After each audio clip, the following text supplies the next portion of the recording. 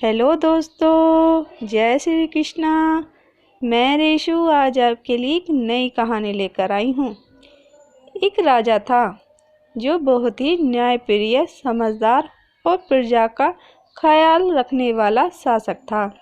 इसलिए उसकी प्रजा भी उसे बहुत प्यार करती थी।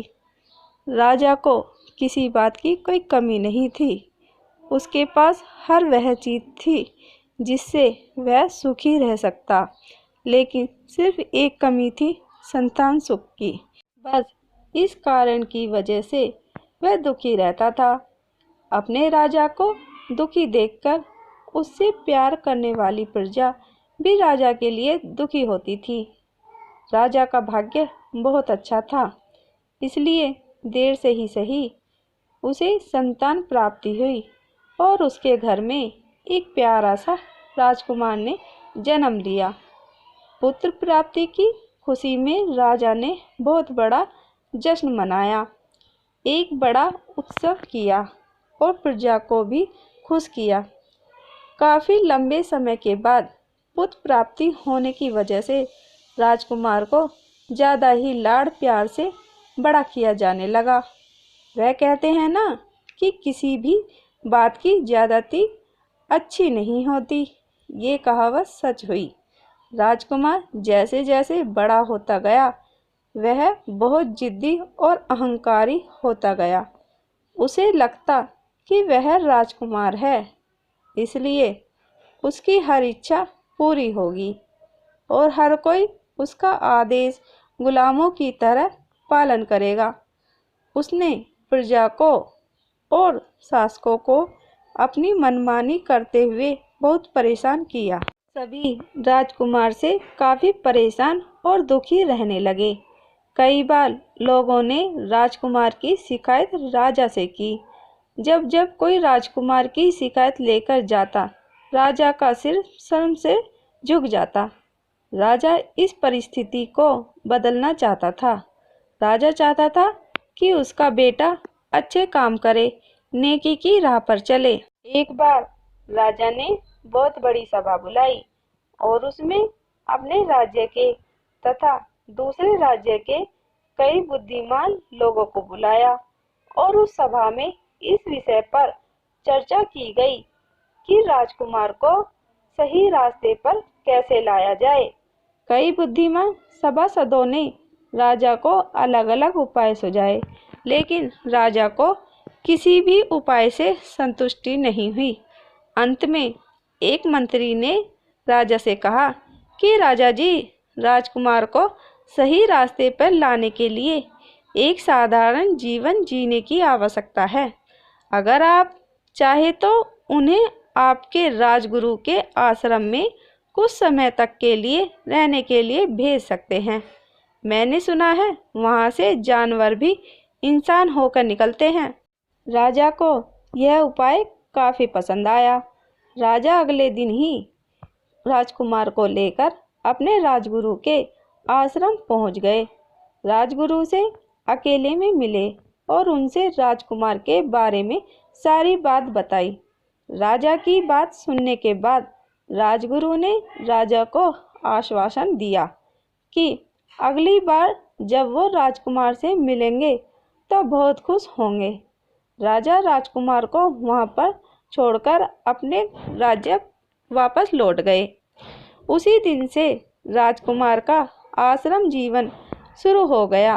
गुरु ने राजकुमार को आश्रम के सारे नियम बता दिए। जब राजकुमार को पता चला कि उन्हें भिक्षा मांगकर ही खाना मिलेगा, तो उसे बहुत गुस्सा आया।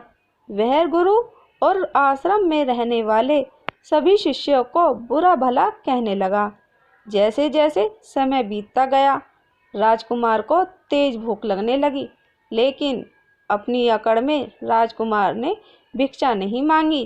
पहले दिन तो अपनी अकड़ के कारण राजकुमार भूखा ही सो गया, लेकिन अगले दिन उससे और ज़्यादा भूखा नहीं रहा गया। ना चाहते हुए भी वह बाकी शिष्यों के साथ भिक्षा मांगने के लिए गया। राजकुमार की खराब वाणी की वजह से उसे कोई भिक्षा नहीं देता, फिर भी बाकी सबके साथ बैठकर खाने की वजह से उसे थोड़ा सा खाना मिल जाता। धीरे धीरे राजकुमार की वाणी मीठी होती चली गई। 1 महीने बाद उसे अच्छी भिक्षा मिली और उसने भरपेट खाना खाया। धीरे धीरे आश्रम के बाकी नियमों की वजह से राजकुमार के बर्ताव में बहुत ज़्यादा बदलाव आया। गुरु ने देखा कि अब राजकुमार में अच्छा बदलाव आ चुका है और उसके अपने राज्य वापस जाने का समय भी आ चुका है। इसलिए राजकुमार को अपने साथ लेकर वह सैर पर निकले। रास्ते में गुरु ने राजकुमार को एक बगीचे में गुलाब तोड़कर लाने को कहा। राजकुमार गुलाब तोड़कर ले आया। गुरुजी ने उसे गुलाब सूंघने के लिए कहा और पूछा कैसा लगा। गुलाब को सूंघते ही राजकुमार के चेहरे पर मुस्कान आ गई। राजकुमार ने गुलाब की खुशबू की बहुत तारीफ की। फिर गुरुजी ने उसे नीम के पत्ते तोड़कर लाने के लिए कहा। राजकुमार जैसे ही नीम के पत्ते तोड़कर लाया, गुरुजी ने उसे वह पत्ते खाने के लिए कहा। नीम के पत्ते मुंह में जाते ही राजकुमार का मुंह कड़वा हो गया और उसने तुरंत थूक दिया और इधर उधर पानी तलाशने लगा। ये सब देखकर गुरु मुस्कुरा रहे थे। पानी पीकर राजकुमार गुरु के पास आया और उसने मुस्कुराने का कारण पूछा। गुरु ने उसे समझाते हुए बताया कि तुम भी अब तक इस नीम के जैसे कड़वाहट लिए बैठे हो।